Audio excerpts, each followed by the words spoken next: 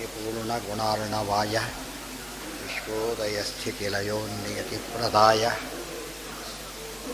ज्ञानप्रदाय विबुधासुरसौख्यदुःखसत्कारणाय वितताय नमो नमस्ते।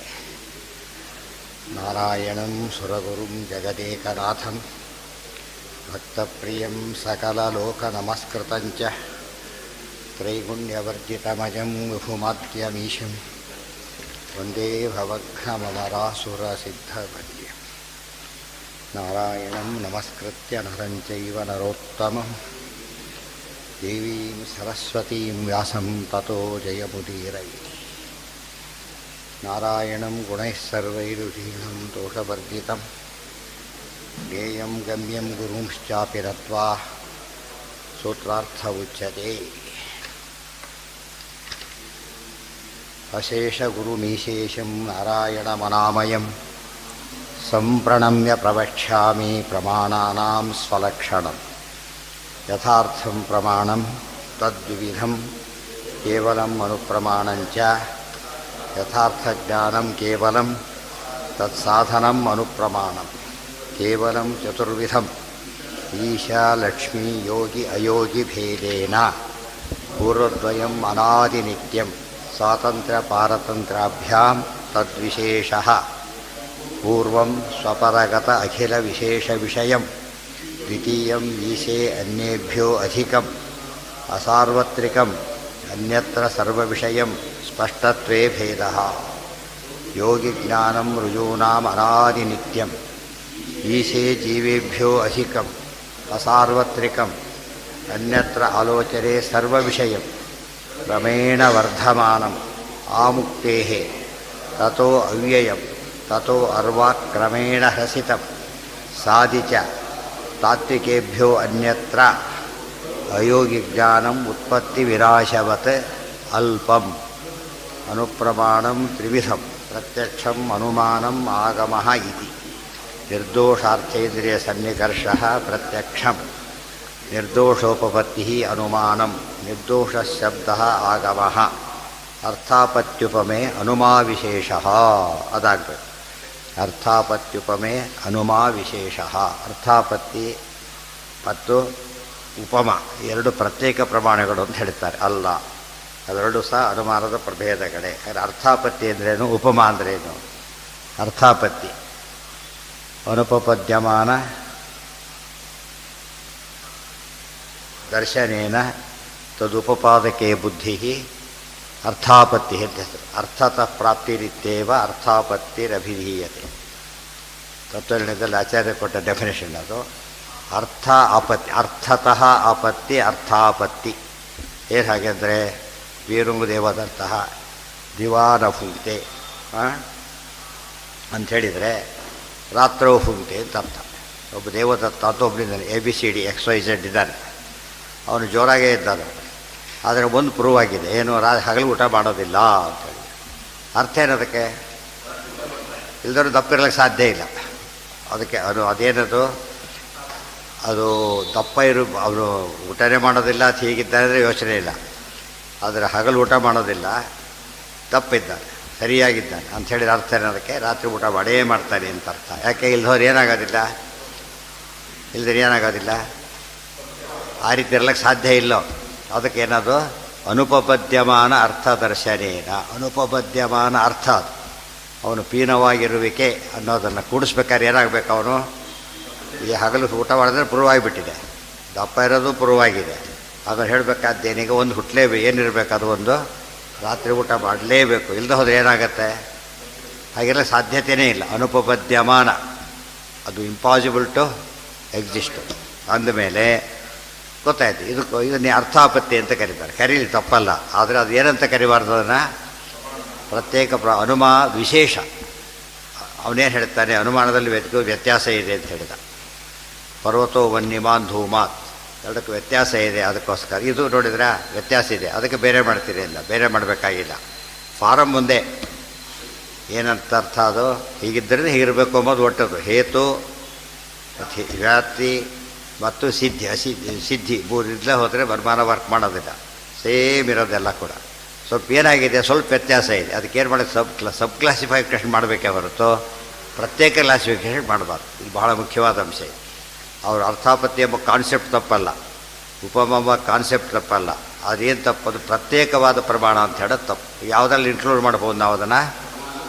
ಅನುಮಾನದಲ್ಲಿ ಮಾಡಬಹುದು. ಇವೆಲ್ಲ ಯಾತಕ್ಕೆ ವಿಚಾರ ಪರ್ಫೆಕ್ಟ್ ಆಗ್ತಾ ಹೋಗ್ತದೆ, ಎಲ್ಲ ಯೋಚನೆ ಮಾಡ್ತಾ ಹೋದಂತೆ ನಮ್ಮ ಬುದ್ಧಿಶಕ್ತಿ ಏನಾಗುತ್ತಾಗ ಹರಿತಾಗತ್ತೆ. ಬುದ್ಧಿಶಕ್ತಿ ವ್ಯವಸ್ಥಿತವಾದಾಗ, ಹರಿತವಾದಾಗ ಆಗ ನಾವು ಮುಂದೆ ವೇಗವಾಗಿ ಜ್ಞಾನ ಸಂಪಾದನೆ ಮಾಡೋಕ್ಕೆ ಬರುತ್ತೆ. ಜ್ಞಾನ ಸಂಪಾದನೆ ಮಾಡೋದು ಫೈನಲ್ ದೇವ್ರನ್ನ ಕಾಣಕ್ಕೆ ಬರೋದು, ಅಲ್ಲಿಗೆ ಉಪಯೋಗಿಸ್ಬೇಕಾದ್ರೆ. ದೃಶ್ಯತೆ ತ್ವಗ್ರೆಯ ಬುದ್ಧಿಯ ಸೂಕ್ಷ್ಮಯ ಸೂಕ್ಷ್ಮದರ್ಶಿಭಿ. ನಮ್ಮ ಬುದ್ಧಿ ಭಾರಿ ತೀಕ್ಷ್ಣವಾದಷ್ಟು ಕೂಡ ದೇವರು ನೋಡೋದಕ್ಕೆ ಸಮರ್ಥವಾಗ್ತದೆ. ಅದು ಈ ಮೊಂಡ ಚಾಕುವಿನಿಂದ ನಾವು ಹಲಸಿನ ಹಣ್ಣು ಹಚ್ಚಲಿಕ್ಕೆ ಸಾಧ್ಯ ಇಲ್ಲ. ಯಾಕೆ? ಅದು ಭಾರಿ ಗಟ್ಟಿದೆ, ಶಕ್ತಿ ಇಲ್ಲ. ಶಾರ್ಪ್ ಆದ ಬರ್ಲಿಕ್ಕೆ ಅದು ಬುದ್ಧಿ ಶಾರ್ಪ್ ಆಗಬೇಕು. ಬುದ್ಧಿ ಶಾರ್ಪ್ ಆಗಬೇಕಾದ್ರೆ ವಿಷಯ ಸರಿಯಾಗಿ ತಿಳ್ಕೊಂಡಷ್ಟು ಕೂಡ ಶಾರ್ಪ್ನೆಸ್ ಜಾಸ್ತಿ ಆಗುತ್ತೆ. ಉಳಿದವ್ರು ಏನು ಮಾಡಿ ಅನ್ನೆಸರಿ ಬೇರೆ ಬೆಳೆಸಿಬಿಟ್ಟು ಅದು ಇದ್ದಕ್ಕಿಂತ ಮೊಂಡಾಗಬೇಕು, ಮೊದಲಿಗಿಂತ ಹೋಪ್ಲೆಸ್ ಆಯ್ತು ಅಷ್ಟೆ. ಅನುಮಾ ವಿಶೇಷ. ಇನ್ನು ಉಪಮಾ ಅಂತ ಒಂದಿದೆ. ಉಪಮಾ ಅಲ್ಲಿ ಬೆಂಕಿ ಧೂಮ ಇರಬೇಕಾದ್ರೆ ಏನಿರಬೇಕಲ್ಲಿ? ಬೆಂಕಿ ಇರಲೇಬೇಕು. ಇವನು ದಪ್ಪ ಇರಬೇಕಾದ್ರೆ ಏನಿರಬೇಕಲ್ಲಿ? ರಾತ್ರಿ ಊಟ ಮಾಡಿರಲೇಬೇಕು. ಎರಡು ಕಾಮನ್ನು. ಆದರೆ ಒಂದೊಂದು ಪ್ಲಸ್ ಸೇರಿಕೊಂಡಿದೆ ಅಷ್ಟೇ. ಹಗಲು ಊಟ ಮಾಡೋದಿಲ್ಲ ಅನ್ನೋ ಭಾಷೆ ಸೇರಿಕೊಂಡಿದೆ. ಇರಲಿ, ಏನು ದೊಡ್ಡದಿಲ್ಲ ಅದರಲ್ಲಿ. ಅದೇ ಸಿಮಿಲಾರಿಟಿ ಇದೆ, ಬಟ್ 100% ಸೇಮ್ ಅಲ್ಲ. ಆದರೆ ಸಪ್ರೇಟೂ ಅಲ್ಲ. ಸಬ್ ಡಿವಿಷನ್ ಮಾಡೋ ಉದ್ದೇಶ ಏನು? ಪೂರ್ತಿ ಸಪ್ರೇಟ್ ಆದರೆ ಇನ್ಕ್ಲೂಡ್ ಮಾಡೋಕ್ಕೆ ಬರೋದಿಲ್ಲ, ಪೂರ್ತಿ ಸೇಮ್ ಆದರೆ ಬೇರೆ ಮಾಡೋಕ್ಕೂ ಬರೋದಿಲ್ಲ. ಸ್ವಲ್ಪ ವ್ಯತ್ಯಾಸ ಇದೆ. ಆ ವ್ಯತ್ಯಾಸನ ಎಲ್ಲಿ ಸೇರಿಸ್ಬೇಕು? ನಾವು ಇದನ್ನು ವಿಭಾಗ ಮಾಡಿ ಉಪವಿಭಾಗದಲ್ಲಿ ಸೇರಿಸ್ಬೇಕೆ ಹೊರತು ಪ್ರತ್ಯೇಕವಾಗಿ ಮಾಡಿಕೊಡೋದು. ಹೇಳಿದ ಮನುಷ್ಯ, ಬ್ರಾಹ್ಮಣ, ಕ್ಷತ್ರಿಯ, ವೈಶ್ಯ ಅಂತ 4 ಜನ ಯಾವ್ದಾರು ಸೇರ್ತಾರೆ? ಮನುಷ್ಯರು ಸೇರ್ತಾರೆ. ಸೊ ಮನುಷ್ಯ ಅಂತ ಮಾಡಿ ಆಮೇಲೆ 4 ಮಾಡೋದು ಹೇಗಿರ್ತದೆ? 2 ಕಾಲು 4 ಕಾಲು 2 ಭಾಗ ಮಾಡ್ದ ಮನುಷ್ಯ. 2 ಕಾಲಿನವನು, ಅದರಲ್ಲಿ 4 ಜನ. ಅದು ಮಾಡೋದು ಹೇಗಿರುತ್ತೆ? ಪದ್ಧತಿ ಮಾಡ್ತಾ ಹೊರಟುಬಿಟ್ರೆ ಎಷ್ಟು ತಪ್ಪಾಗುತ್ತೆ. ಆ ರೀತಿ ಮಾಡೋದ್ರಿಂದ ನಮ್ಮ ಬುದ್ಧಿ ಇನ್ನೂ ಹೋಪ್ಲೆಸ್ ಆಗುತ್ತೆ. ಮಾಡಿಕೊಡೋದು ವಿಷಯ ನಾವು ತಿಳ್ಕೊಳ್ಳೋಕೆ ಸರಿ ಆಗೋದಿಲ್ಲ ಕೂಡ. ಉಪಮಾ, ಇನ್ನೊಂದು ಉಪಮಾ ಅಂತಿದೆ. ಈಗ ಅಂಗಡಿಗೆ ಹೋಗಿ ಏನೋ ತೊಗೊಂಡು ಬಾ ಅಂತ ಹೇಳಿದ, ಅವ್ನು ನೋಡಿಲ್ಲ. ಅವನು ಗೊತ್ತಾಯ್ತಾ? ಇನ್ನು ಪೆಟ್ ಎಕ್ಸಾಂಪಲ್ ಯಾವುದು ಅದಕ್ಕೆ ಅಂತ ಕೇಳಿದರೆ ಗವಯ ಅಂತಿರುತ್ತೆ ಅಂತ ಹೇಳಿದ. ಗವಯ ಅಂದರೆ ಏನು? ಕಾಡೆತ್ತು. ಕಾಡೆತ್ತು ಹೇಗಿರುತ್ತೆ ಅಂತ ಕೇಳಬೇಕೀಗ. So go ಸದೃಶ್ಯ. ಈ ಗೋ ನೋಡಿದೆಯಲ್ಲಪ್ಪ, ಇದು ಇದ್ದಾಗಿರುತ್ತೆ. ತಕ್ಷಣ ಏನಂತ ಗೊತ್ತಾಯ್ತು ಅವನಿಗೆ. ನೋಡಿ, ಓ ಅದು ಹೇಳಿದ್ರು ಗೊತ್ತಾಯ್ತು. ಸೊ ಇದರಿಂದ ಇನ್ನು ಪ್ರತ್ಯೇಕ ಉಪಮಾ ಅಂತ ಕರಿಬೇಕಾಗಿಲ್ಲ. ಏನದು? ಎಷ್ಟೊತ್ತು ನಮಗೆ ಗೊತ್ತಿರೋದಿಲ್ಲ ಹೇಗಿರುತ್ತೆ. ಹೀಗಿರುತ್ತೋ ಯಾವುದೋ ತೋರಿಸ್ತಾನೆ, ನೋನ್ ತೋರಿಸ್ತಾನೆ. ತಕ್ಷಣ ಏನಾಗುತ್ತೆ? ಅದು ನೋಡಿದ ಅರ್ಥ ಕರೆಕ್ಟ್, ಇದು ಬೇಸಿಸ್ ಮೇಲೆ ಅರ್ಥ ಮಾಡ್ಕೊಂಬಿಟ್ಟು ಅದರಿಂದ ಪ್ರತ್ಯೇಕ ಮಾಡಬಾರ್ದು. ಆ್ಯಕ್ಚುಲಿ ಸಿಂಪಲ್ ಏನಿದೆ ಅಲ್ಲಿ, ಇದು ತೋರಿಸಿ ಇದರಂತೆ ಇರುತ್ತೆ ಅಂತ ಹೇಳಿದ. ಇದರಂತೆ ಇದ್ದರೆ ಅದು ಅಂತ ಹೇಳೋದ್ರಿಂದ ಸಾದೃಶ್ಯ ಅದಕ್ಕೆ ಬೇಸ್. ಅದಕ್ಕೆ ಸಾದೃಶ್ಯವನ್ನು ಬೇಸ್ ಮಾಡ್ಕೊಂಡು ಅಲ್ಲಿ ಧೂಮವನ್ನು ಬೇಸ್ ಮಾಡಿಕೊಂಡು ಅಗ್ನಿ ಹೇಳ್ತಾನೆ. ಇಲ್ಲಿ ಸಾದೃಶ್ಯ ಬೇಸ್ ಮಾಡಿಕೊಂಡು ಏನು ಮಾಡ್ತಾನೆ? ಗವ ಯಾವುದೊಂದು ಗುರುತು ಹಿಡಿತಾನೆ. ಅಂದಮೇಲೆ ಎರಡಕ್ಕೂ ಬೇಸಿಸ್ ಏನಾಯ್ತು? ಈಗ ಒಂದು ಯುಕ್ತಿನೇ, ಅದು ಕೂಡ ಹೇತುವೆ. ಆದ್ದರಿಂದ ಏನಂತ ಕರಿಬೇಕಾದ್ರೆ ಪ್ರತ್ಯೇಕವಾದ ಪ್ರಮಾಣ ಅಂತ ಕರೀಲಿಕ್ಕೆ ಹೋಗಬಾರ್ದು. ಅನುಮಾನದಲ್ಲೇ ಇನ್ಕ್ಲೂಡ್ ಮಾಡಬೇಕು. ಸೊ ಸಾದೃಶ್ಯ ಅರ್ಥ ಆಯ್ತಾ ಈಗ? ಆಮೇಲೆ ಕೇಳಿದ, ಅವ್ರು ಹೇಗೆ ಹೀಗಿರ್ತಾರೆ ನೋಡು ಅಂತ ತೋರಿಸ್ದೆ. ಹೀಗಿರ್ತಾರೆ. ಅವು ಸ್ವಲ್ಪ ಸುಲಭ ಆಯಿತು. ಅದು ಹೇಳಿದ್ದಕ್ಕೋಸ್ಕರ ಸುಲಭ ಆಯಿತು. ಶಾಲೆ ಹೇಗಿರುತ್ತೆ ಗೊತ್ತೇ ನೋಡೇ ಇಲ್ಲ ಫಸ್ಟ್ ಅವನು. ಒಂದು ಹೀಗಿರುತ್ತೆ ಅಂತ ಹೇಳಿದ. ಅದು ನೋಡಿದ್ರೆ ಕೆಂಪು ಬಿಳಿ ವ್ಯತ್ಯಾಸ ಬೇರೆ. ಈ ಕೆಂಪು ಶಾಲು ಬಿಡಿ ಮಾಡ್ತಕ್ಕೂ ಬಜಿತಾ ಬಿಡುತ್ತೆ. ಕೆಂಪು ಶಾಲು ಬಿಡಿ ಸಾತರ ಬರೀ ಶಾಲು, ಅದರಲ್ಲಿ ಏನು ಮಾಡ್ತಾರೆ? ಕೆಂಪು ಬಿಡಿ ಎಷ್ಟು ಬೇಕಾದ್ರೆ ಮಾಡಿಕೊಂಡು ಒಂದು ಗುಂಪು ಸೇರ್ತದೆ. ಈಗ ಅದು ಒಂದೇ ಪ್ರತ್ಯೇಕ ಮಾಡಬಾರ್ದು. ಅದು ಹೇಗೋ ಇದು ಕೂಡ ಹಾಗೇ ಸಾದೃಶ್ಯದ ಬೇಸಿಸ್ ಮೇಲೆ ನೋಡೋದ್ರಿಂದ ಅಲ್ಲಿ ಧೂಮಾತ್ ಹೇಳಿದಾಗ ಸಾದೃಶ್ಯಾತ್ ಅಂತ ಹೇಳೋದ್ರಿಂದ ಏನಂತ ಈಗ ಎರಡು ಒಂದೇ ಆಯಿತು. ಏನು ಪ್ರತ್ಯೇಕ ಮಾಡೋ ಕಾರಣನೇ ಇಲ್ಲ. ಅದಕ್ಕೇನು ಹೇಳಿದರು? ಅರ್ಥಾಪತ್ತಿ ಉಪಮೆ ಅನುಮಾ ವಿಶೇಷ ಎರಡು ಸೇರಿಕೊಂಡು. ಅಲ್ಲ ಅಲ್ಲ ಅಲ್ಲ, ಉಪಮೆ ಬೇರೆ ಪ್ರತ್ಯಭಿಜ್ಞ. ಅದೇ ಇದು ಅಂದರೆ ಪ್ರತ್ಯಭಿಜ್ಞ. ಅದರಂತೆ ಇದು ಅಂತ ಹೇಳಿದಾಗ ಅದು ಉಪಮ. ಅದರಂತೆ ಇರೋದು ಉಪಮ. ಅಲಂಕಾರ ಇದೆಯಲ್ಲ, ಅಲಂಕಾರ ಚಂದ್ರನಂತೆ ಮುಖ, ಅದು ಹೇಳೋದಿಲ್ಲ ಆ ರೀತಿ. ಸಾದೃಶ್ಯ ಅದು ಏನದು? ಸಿಮಿಲ್ಯಾರಿಟಿ. ಸಿಮಿಲ್ಯಾರಿಟಿ ಏನ? ಅದು ಇನ್ನು ಮುಂದೆ ಇನ್ನೂ ಬರುತ್ತೆ. ಮುಂದೆ ಇನ್ನೂ ಬಂದಿಲ್ಲ, ಅದು ಮುಂದೆ ಬರುತ್ತೆ. ಹಾಂ, ಅವನ್ನೆಲ್ಲಿ ಸೇರಿಸ್ಬೇಕು ಹೇಳ್ತಾರೆ. ಅನುಮಾ ವಿಶೇಷ ಎರಡಾಯ್ತು ಈಗ. ಒಂದು ಅರ್ಥಾಪತ್ತಿ, ಇನ್ನೊಂದು ಉಪಮ. ನೆಕ್ಸ್ಟ್ ಅಭಾವ ಅನುಮಾ ಪ್ರತ್ಯಕ್ಷಂಚ. ಅಭಾವ ಅಭಾವ ಅಂತ ಇನ್ನೊಂದು ಪ್ರಮಾಣ ಅಂತ. ಅಭಾವ ಒಂದು ಪ್ರಮಾಣ, ಇಲ್ಲಿ ಘಟ ಇಲ್ಲ. ಇದಕ್ಕೇನು ಏನು ಆಧಾರ ಅಂದರೆ ಅಭಾವ ಇದ್ರೆ ಕಾಣಿಸ್ಬೇಕಾಗಿತ್ತು, ಆದ್ದರಿಂದ ಇಲ್ಲ, ಅಭಾವ ಅಂತ ಕರೆದ. ಇದನ್ನು ಹಾಗೆ ಕರಿಬೇಕಾಗಿಲ್ಲ. ಯಾತಕ್ಕೆ? ಇದು ಅಭಾವ ಗೊತ್ತಾಗ್ಲಿಕ್ಕೆ ನಿಮಗೇನು ಬೇಕು? ಯಾರನ್ನೋ ಕಳಿಸ್ದೆ, ಅಲ್ಲಿ ಪೆನ್ ಇದೆ ತೊಗೊಂಡು ಬಾ ಅಂತ ಹೇಳಿದ. ಅವನು ಇಲ್ಲ ಅಂತ ವಾಪಸ್ ಬಂದ. ಯಾಕೆಂದ? ಇಲ್ಲ ಅಂತ ಹೇಳಿದ ಅಷ್ಟೇ. ನೋಡಿದೆ ಕಾಣಲಿಲ್ಲ ಅಂತ ಹೇಳಿದಾಗ ಬೇಸಿಸ್ ಯಾವುದಾಯ್ತು ಅದಕ್ಕೀಗ? ನೋಡಿದ್ದು. ಸೊ ಪ್ರತ್ಯಕ್ಷದಲ್ಲಿ ಸೇರುತ್ತೆ. ಇನ್ನು ಹೇಳಿ ಸರಿಯಾಗಿ ಹುಡುಕು ನೋಡು ಅಂತ ಮತ್ತೆ ಕಳಿಸ್ದೆ. ಆಮೇಲೆ ಹೇಳಿದ ಇಲ್ಲ ಅಂತ. ಇದ್ದಿದ್ದರೆ ಕಾಣಬೇಕಾಗಿತ್ತು ಅಂತ ಹೇಳಿದ. ಇದ್ದಿದ್ದರೆ ಕಾಣಬೇಕಾಗಿತ್ತು, ಅದೇನದು? ಅನುಮಾನ ಆಯ್ತು. ಈಗ ಅದು ಅನುಮಾನ. ಇದ್ದಿದ್ದರೆ ಕಾಣಬೇಕಾಗಿತ್ತು ಒಂದು ಅನುಮಾನ, ಕಾಣ್ತಾ ಇಲ್ಲ ಅಂಬೋದೇನು ಪ್ರತ್ಯಕ್ಷ. ಆದ್ದರಿಂದ ನೀವು ಯಾವ ರೀತಿ ಮಾತಾಡ್ತೀರಿ ಅನ್ನೋದ್ರ ಮೇಲೆ ಯಾವುದನ್ನು ಸೇರಿಸ್ಬೇಕು ಅಂತ ಗೊತ್ತಾಗುತ್ತೆ. ಬರೀ ಇಲ್ಲ ಅಂತ ಹೇಳಿದಾಗ ಪ್ರತ್ಯಕ್ಷನೇ, ಇದ್ದಿದ್ದರೆ ಕಾಣಬೇಕಾಗಿತ್ತು ಕಾಣೋದಿಲ್ಲ ಆದ್ದರಿಂದ ಇಲ್ಲ ಅಂತ ಹೇಳಿದಾಗ ಅದು ಅನುಮಾನ ಅಷ್ಟೇ. ಯಾಕೆ ಎಲ್ಲ ಕೆಲವು ವಿಷಯಕ್ಕೆ ನಾವು ಇಲ್ಲ ಅಂತ ಹೇಳಿದ್ರೆ ಸಾಕು. ಕೆಲವು ಹಾಗಲ್ಲ, ಭಾಳ ಇಂಪಾರ್ಟೆಂಟ್ ವಸ್ತು ಅದು. ನೀವು ಇಲ್ಲ ಅಂತ ಇಲ್ಲಿ ಸರಿಯಾಗಿ ನೋಡಿ, ಇನ್ನೊಮ್ಮೆ ನೋಡು, ಇಲ್ಲ ಇದ್ದಿದ್ರೆ ಕಾಣಬೇಕಾಗಿತ್ತು, ಆ ಮಾತು ಉಪಯೋಗಿಸಿದಾಗ ಆವಾಗ ಏನಾಯಿತು? ಅನುಮಾನ ಆಯಿತು. ಯಾಕೆ ಸೇರಿಸಿರೋದು? ನಾವೇ ಅನುಮಾನದಲ್ಲಾರು ಸೇರಿಸಿ ಪ್ರತ್ಯಕ್ಷದಲ್ಲೂ ಸೇರಿಸಿ ಅಲ್ಲ, ಹೀಗಿದ್ದರೆ ಪ್ರತ್ಯಕ್ಷದಲ್ಲಿ ಸೇರಿಸಿ, ಹೀಗಿದ್ದರೆ ಅನುಮಾನದಲ್ಲಿ ಸೇರಿಸಿ ಅಂತ ಹೇಳಿದ್ರಿಂದ ಮತ್ತೆ ಸುಲಭ ಆಯಿತು. ಇದರಿಂದ ನಮಗೆ ಕಾನ್ಸೆಪ್ಟ್ ಇನ್ನೂ ಕ್ಲಿಯರ್ ಆಯಿತು. ಏನು ನಾವು ಇನ್ಕ್ಲೂಡ್ ಮಾಡ್ತಾ ಹೋದಂತೆ ಅವನೇನು ಹೇಳ್ತಾನೆ ಆ ವಿಷಯ ಕ್ಲಿಯರ್ ಅರ್ಥ ಆಗಿಬಿಟ್ಟು ಕ್ಲಾರಿಟಿ ಜಾಸ್ತಿ ಆಗ್ತಾ ಹೋಗೋದು. ಆ ದೃಷ್ಟಿಯಿದ್ದರೆ ಇದೆಲ್ಲ ಸರಿಯಾಗಿ ಓದಿರಬೇಕು. ಇವೆಲ್ಲ ಮೊದಲೇ ಹೇಳಿದೆ, ಡೈಲಿ ಲೈಫಿಗೆ ಅಪ್ಲೈ ಮಾಡ್ಕೋಬೇಕು. ಇವನ್ನೆಲ್ಲ ಪಾಠಕ್ಕೆ ಕೂತಾಗ ಒಂದೇ ಅಲ್ಲ, ಯಾವುದೇ ಇದು ಯಾವುದ್ರಲ್ಲಿ ಸೇರುತ್ತೆ ಅಂತ ಯೋಚನೆ ನಮಗೆ ಅರ್ಥ ಆಗ್ತಾ ಹೋಗೋದು. ತಾತ್ಪರ್ಯ ಇನ್ನೂ ಬಂದಿಲ್ಲ, ಅದಿನ್ನೂ ಮುಂದೆ ಬರುತ್ತೆ. ಈಗ ಒಂದೊಂದೇ ಹೇಳ್ತಾ ಇದ್ದಾರೆ, ಒಟ್ಟಿಗೆ ಹೇಳಿದರೆ ಕಷ್ಟ ಆಗುತ್ತೆ. ನೆಕ್ಸ್ಟ್ ಈಗ ಅದು ಬರುತ್ತೆ ಇದು ನೆಕ್ಸ್ಟ್ ಬರುತ್ತೆ. ಅದೀಗ ಎಷ್ಟಾಯ್ತು? ಈಗ ಅರ್ಥಾಪತ್ತಿ ಆಯಿತು, ಉಪಮಾ ಆಯಿತು, ಅಭಾವ ಆಯಿತು. ಆಮೇಲೆ ಪರಾಮರ್ಶ್ಯ ಅಪರಾಮರ್ಶ್ಯ ವಿಶೇಷಾತ್, ಅದನ್ನೇ ಕಾರಣ ಕೊಟ್ಟು ಇಲ್ಲ ಅಂತ ಅಷ್ಟೇ ಹೇಳ್ತಾನೆ. ಆದ್ದರಿಂದ ಅದು ಪರಾಮರ್ಶೆ ಮಾಡಲಿಲ್ಲ. ಕಂಡಿದ್ದರೆ ಯಾರು ಬೇಕಾದ್ರೂ ಹೇಳ್ತಾರೆ. ಅರೆ ವಿಚಾರ ಇದ್ದರೆ ಕಾಣಬೇಕಾಗಿತ್ತು ಅಂತ ಪರಾಮರ್ಶೆ ಮಾಡ್ತಾರಲ್ಲ, ಅದೇನಾಯ್ತದು? ಅನುಮಾನ. ಪರಾಮರ್ಶ್ಯ ಅಪರಾಮರ್ಶ್ಯ ಅಂದ್ರೇನು? ಧೂಮ ಇರೋದ್ರಿಂದ ಅಗ್ನಿ ಇರಬೇಕು, ಇಲ್ಲದವ್ರು ಇರಲಿಕ್ಕೆ ಸಾಧ್ಯ ಇಲ್ಲ, ಇದು ಪರಾಮರ್ಶೆ ಅಂತ ಕರೀತಾರೆ. ಇದೇ ಇಲ್ಲ ಅಷ್ಟೇ ಹೇಳಿಬಿಟ್ರೆ ಏನದು? ಬರೀ ಪ್ರಯತ್ನ ಅಷ್ಟೇ. ಅದು ಯಾವ ಪರಾಮರ್ಶೆ ಮಾಡ್ತಾ ಇಲ್ಲ. ಅದಕ್ಕೆ ಝಟಿತಿ ಜ್ಞಾನ ಬರುತ್ತೆ. ಪ್ರತ್ಯಕ್ಷದ ಜ್ಞಾನ ಇಮ್ಮಿಡಿಯೇಟ್. ಈಗ ಧೂಮ ನೋಡಿ ಅಗ್ನಿ ತಿಳ್ಕೊಂಡ್ರೆ ಇಮ್ಮಿಡಿಯೇಟ್ ಅಲ್ಲ ಅದು. ಮೊದಲು ಧೂಮ ನೋಡಿದ, ಆಮೇಲೆ ಅಷ್ಟೇ ನೋಡಿದ್ರೆ ಏನೂ ಗೊತ್ತಾಗೋದಿಲ್ಲ. ಬರೀ ಧೂಮ ನೋಡಿದ್ರೆ ಏನೂ ಗೊತ್ತಾಗೋದಿಲ್ಲ. ಆದರೆ ಒಂದು ಯೋಚನೆ ಮಾಡಿದ, ಹಾಗೆ ಧೂಮ ಇರಬೇಕಾದ್ರೆ ಇನ್ನೊಂದು ಇರಬೇಕು, ಯಾಕೆ ಬೇರೆ ಕಡೆ ಕಂಡಿದ್ದೆ ನಾನು ಅಂತ ಯೋಚನೆ ಮಾಡಿದ. ಅದೇ ಯಾವುದದು ಬೇರೆ? ಅಗ್ನಿ. ಇಲ್ಲಿ ಧೂಮ ಇರೋದ್ರಿಂದ ಆ್ಯಸ್ ಎ ರೂಲ್ ಏನಿರಬೇಕು ಅಲ್ಲಿ ಅಗ್ನಿ. ಇಷ್ಟೆಲ್ಲ ಪ್ರೋಸೆಸ್ ಇದೆ. ಇದಕ್ಕೆ ಅನುಮಾನ ಅಂತ ಕರೀತಾರೆ. ಪ್ರತ್ಯಕ್ಷದಲ್ಲಿ ಏನಿದೆ? ಡೈರೆಕ್ಟ್, ಇನ್ನೊಂದು ಹೆಲ್ಪ್ ಬೇಕಿಲ್ಲ. ಮತ್ತು ಅನುಮಾನ ಮಾಡೋಕ್ಕಾದ್ರೆ ಬುದ್ಧಿ ಬೇಕು, ಪ್ರತ್ಯಕ್ಷಕ್ಕೆ ಬುದ್ಧಿ ಬೇಕಿಲ್ಲ. ಇದೇ ಇಲ್ಲ ನೋಡಿ, ಅಷ್ಟೇ ಹೇಳು, ಏನು ಸಾಕು ಅದಕ್ಕೆ? ಪ್ರತ್ಯಕ್ಷ ಸಾಕು. ಯೋಚನೆ ಮಾಡಿ ಹೇಳು, ಅದು ಬುದ್ಧಿ ಬೇಕು. ಯೋಚನೆ ಮಾಡಿ ಹೇಳೋದಕ್ಕೆ ಬುದ್ಧಿ ಬೇಕು. ಬರೀ ಹಾಗೆ ಇದಿಲ್ಲ ಹೇಳೋದು ಪ್ರತ್ಯಕ್ಷ ಸಾಕು. ಅದಕ್ಕಾಗಿ ಪ್ರಭಾವೋ ಅನುಮಾ ಪ್ರತ್ಯಕ್ಷಂಚ ಅಂದರೆ ಆಚಾರ್ಯ ಇನ್ಕ್ಲೂಡ್ ಮಾಡ್ತಾರೆ. ಮತ್ತು ಎಷ್ಟು ಮುಖ್ಯನೋ ಅಲ್ಲಿ ಕಾರಣ ಕೊಡು. ಪರಾಮರ್ಶ್ಯ ಅಪರಾಮರ್ಶ್ಯ ವಿಶೇಷ. ಸಂಭವ ಪರಿಶೇಷವು ಅನುಮ. ಇನ್ನೂ ಎರಡಿದೆ, ಸಂಭವ ಅಂತ ಒಂದು, ಪರಿಶೇಷ ಅಂತ ಒಂದು. ಎಲ್ಲ ಬೇರೆ ಮಾಡ್ತಾ ಹೋಗ್ತಾರೆ. ಜಾಸ್ತಿ ಹೇಳಿದಷ್ಟು ಭಾರಿ ಬುದ್ಧಿವಂತರು ಅಂತ ತಿಳ್ಕೊಬೇಕು ಅಂತ ಕೆಲವು ಭ್ರಮೆ ಅದು. ಜಾಸ್ತಿ ಬರೆದಷ್ಟು ಚೆನ್ನಾಗಿ ಬರೀತಾರೆ ಅಂತ ತಿಳ್ಕೊತಾರಲ್ಲ, ಹಾಗೆ ಬರೀಬೇಕಾಗಿಲ್ಲ. ಎಲ್ಲ ಬರೋದು ಪೂರ್ತಿ 25 ಪಟ ಬರೋದು ಫೇಲ್ ಆಗ್ಬೋದು, 5 ಪಟ ಬರೋದು ರ್ಯಾಂಕ್ ತೊಗೋಬೋದು. ಕ್ವಾಂಟಿಟಿ ಮೇಲೆ ಡಿಪೆಂಡ್ ಆಗಲ್ಲ ಯಾವಾಗ. ಕೆಲವು ಈ ಥರ ಶುರು ಮಾಡಿಬಿಟ್ಟು ಹೆಚ್ಚು ಭಾರಿ ಹೇಳ್ತೀವಿ ಅಂತೇಳಿ. ಭಾರಿ ಹೇಳಿದ್ರೆ ತಲೆ ಕೆಡಿಸ್ದಾಗೈತೆ ಹೊರತು ಏನಾಗಲಿಲ್ಲ, ಬುದ್ಧಿ ಅವರಿಗೂ ಇಲ್ಲ ಇವರಿಗೂ ಉಪಯೋಗ ಆಗಲಿಲ್ಲ. ಇಲ್ಲಿ ಹೇಳ್ತಾರೆ ಸಂಭವ ಮತ್ತು ಪರಿಶೇಷ ಇನ್ನೆರಡಿವೆ. ಅವೇನು? ಫಸ್ಟು ಸಂಭವ ಅಂದ್ರೇನು, ಪರಿಶೇಷ ಅಂದ್ರೇನು? ಬಹುಲಜ್ಞಾನೇ ಅಲ್ಪಜ್ಞಾನಂ ಸಂಭವ. ಬಹುಲಜ್ಞಾನೇ ಅಲ್ಪಜ್ಞಾನಂ ಸಂಭವ. ಹೆಚ್ಚಿದೆ ಅಂತ ಹೇಳಿದಾಗ ಕಡಿಮೆ ಇರಲೇಬೇಕು ಅನ್ನೋದು.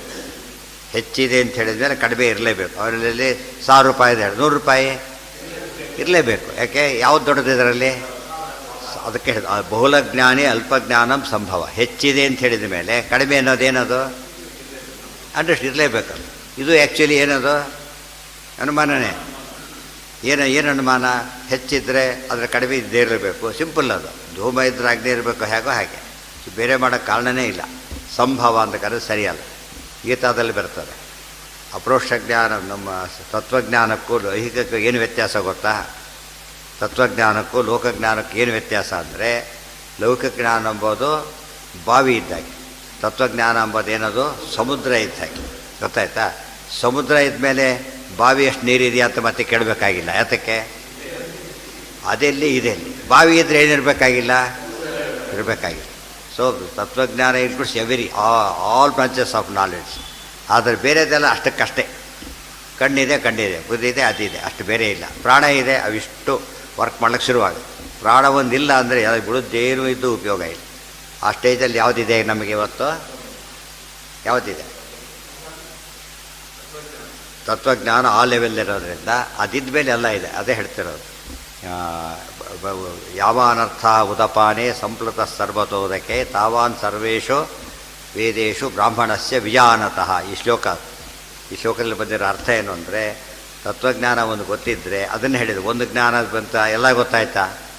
ಯಾವ ಅಂತ ಹೇಳಿದ್ರೆ ಎಲ್ಲ ಗೊತ್ತಾಗುತ್ತೆ, ಎಲ್ಲ ತಿಳ್ಕೊಂಡೆ ಅಂತ ಕೇಳಿ, ಏನೋ ಗೊತ್ತಿಲ್ಲ ಅಂಥೇಳಿ ಹೇಳಿ ಅಂತ ಕೇಳಿ. ಇದು ಬೇರೆ ಯಾವುದಕ್ಕೂ ಜ್ಞಾನಕ್ಕೂ ಈ ಸಾಮರ್ಥ್ಯ ಇಲ್ಲ. ಯಾವುದಕ್ಕೆ ಸಾಮರ್ಥ್ಯ ಇದೆ? ತತ್ವಜ್ಞಾನಕ್ಕೆ ಮಾತ್ರ. ಅದಕ್ಕೆ ಇವತ್ತು ಈ ಕಾಲ ತತ್ವಜ್ಞಾನ ನಂಬೋದೇ ಇರತಕ್ಕಂಥ ಕಾಲ. ಇಷ್ಟಾದರೂ ಕೂಡ ಏನು ಓದಿದ್ರು ನಮಸ್ಕಾರ ಮಾಡೋದಿಲ್ಲ.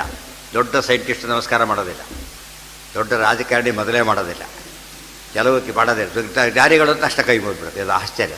ಈ ತತ್ವಜ್ಞಾನಕ್ಕೆ ಏನು ಮಹತ್ವ ಇದೆ? ಮತ್ತು ಅವರೆಲ್ಲ ಮಾಡ್ತಾರೆ. ಮತ್ತೆ ಆಶ್ಚರ್ಯ ಅಂದರೆ ಅವರೆಲ್ಲ ಇವ್ರು ಯಾರಿಗೂ ಮಾಡೋದಿಲ್ಲ.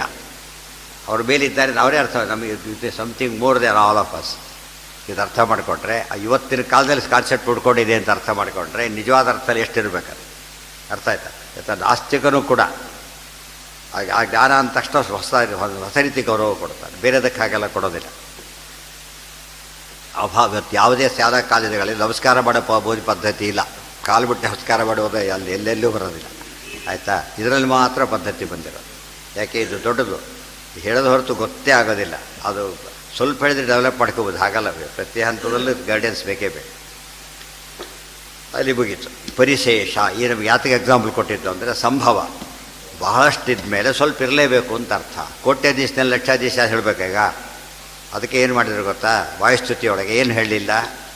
ಸುಂದರಕಾಂಡ ಹೇಳಿಲ್ಲ ವಾಯುಸ್ತುತಿಯಲ್ಲಿ. ಗೊತ್ತಾಯ್ತಾ? ಸುಂದರಕಾಂಡನೇ ಬಂದಿಲ್ಲ. ನಮಗೆ ಆಶ್ಚರ್ಯ. ಸುಂದರಕಾಂಡನೇ ಬಿಟ್ಬಿಟ್ರಲ್ಲ, ಎಲ್ಲ ಬಿಟ್ಬಿಟ್ಟು.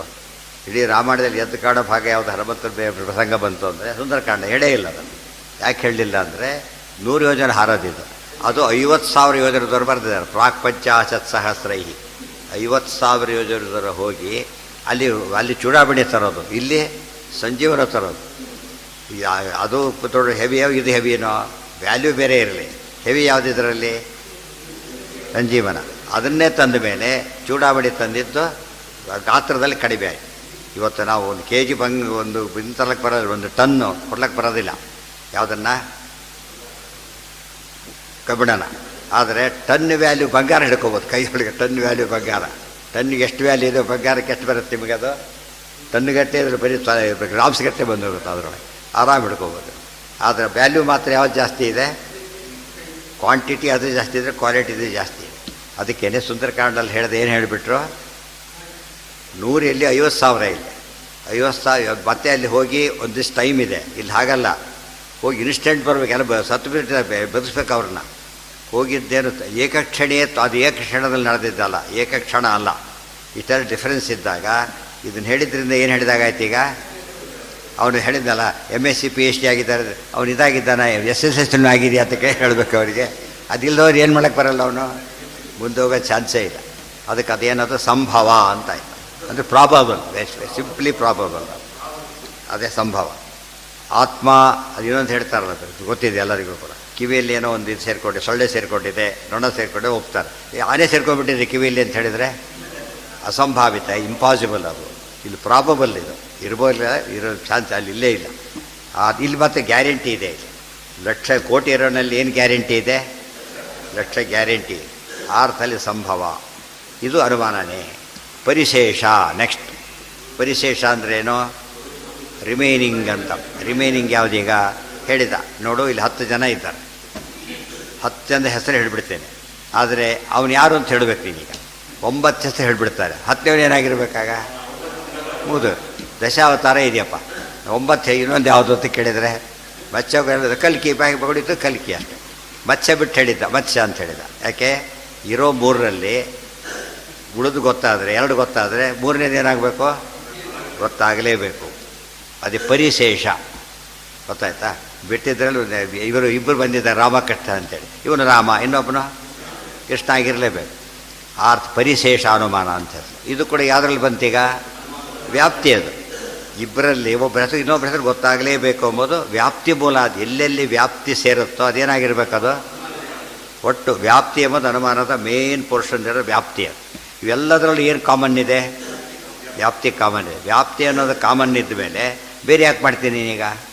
ಮಾಡೋಕ್ಕೆ ಹೀಗೆ ಮನುಷ್ಯರು ಕರಿ ಮನುಷ್ಯ, ಬಿಳಿ ಮನುಷ್ಯ, ಕೆಂಪು ಮನುಷ್ಯ ಒಂದು ಸಾಕದ್ರಲ್ಲಿ.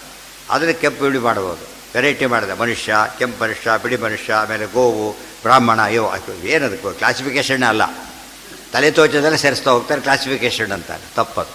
ಕ್ಲಾಸಿಫಿಕೇಷನ್ ಒಂದು ಏನಿರಬೇಕು, ಯಾವಾಗಲೂ ಒಂದು ಆಡ್ ಮ್ಯಾನ್ ಔಟ್ ಅಂತೀವಲ್ಲ, ಅದು ತೆಗಿಬೇಕು ಆ ಕಡೆ. ಅದನ್ನು ಜಾಣತನ ಅಂತ ಮಕ್ಕಳಿಗೆ ಪರೀಕ್ಷೆ ಮಾಡೋಕೆ ಹಾಗೆ ಕೇಳ್ತಾರೆ. ಆನೆ, ಕುದುರೆ, ಒಂಟೆ, ಚೇರು, ಇದರಲ್ಲಿ ಆಡು ಯಾವುದು? ಇದರಲ್ಲಿ ಚೇರು ಆಡು. ಯಾಕೆ? ಅದು ತಿಳ್ಕೊಂಡಾಗ ಮುಂದೆ ವಿಭಾಗ ಮಾಡೋಕ್ಕೆ ಬರುತ್ತೆ ಅವನಿಗೆ. ಇಲ್ಲದವರು ಏನಿರುತ್ತೆ ವಿಜಾತಿಯ ಪದಾರ್ಥ. ಆಡ್ ಅಂದ್ರೇನು? ವಿಜಾತಿಯ, ಸಜಾತಿಯ, ಸಿಮಿಲರ್. ಅದು ಡಿಸ್ಸಿಮಿಲರ್ ಆಗಿದ್ದರೆ ಆಡಾಗಿಬಿಟ್ಟ ಅಷ್ಟೇ. ಇದು ಎಲ್ಲದಕ್ಕೂ ಅಪ್ಲೈ ಆಗೋದು. ಇಷ್ಟೆಲ್ಲ ಓದಿದರೆ ಲೌಕಿಕರು ಚೆನ್ನಾಗೇ ಅರ್ಥ ಆಗುತ್ತೆ. ಪ್ರಮಾಣ ಪದ್ಧತಿ ಪ್ರಮಾಣ ಓದ್ತಾ ಕ್ಲಾಸ್ಗೆ ಹೋದರೆ ಅವ್ರು ಹೇಳಕ್ಕಿಂತ ಮುಂಚೆ ಹೇಳ್ಬಿಟ್ಟಿರ್ತಾನಾಗಲಿ, ಇನ್ನೂ ಚೆನ್ನಾಗಿ ಗೊತ್ತಾಗಿರುತ್ತೆ ಅವನಿಗೆ.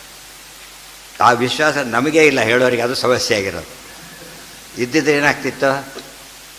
ಎಲ್ಲ ಪಂಡಿತರು ಬಗ್ಗೆ ಮೊದಲು ಹೇಳ್ಬಿಡ್ತಿದ್ರು, ಕೂತ್ಕೊಂಡು ಇಲ್ಲೇ ಕೂತ್ಕೊಂಡು, ಇಲ್ಲ ಅದನ್ನೆಲ್ಲ ಓದ್ಬಿಡು ಆಮೇಲೆ ನೋಡಂತಿದ್ರು. ಅವೇನೇನು ನೋಡೋದೇನು ಮಾಡ್ತಿದ್ರು. ಇದನ್ನೆಲ್ಲ ಉಪಯೋಗ ಆಗುತ್ತೆ ಅಂತ ಗೊತ್ತಾಗಲ್ಲ ಇವ್ರು. ಯಾವುದೋ ಕಾಲದ್ದು ಏನೋ ಹೇಳ್ತಾ ಇದ್ದಾರೆ, ಬರೀ ಪುಣ್ಯ ಬರುತ್ತೆ ಅಷ್ಟೇ ಅಲ್ಲ, ನಿತ್ಯ ಜೀವನ ಫಸ್ಟ್ ಕ್ಲಾಸ ನಡೆಯುತ್ತೆ ಇದರಿಂದ.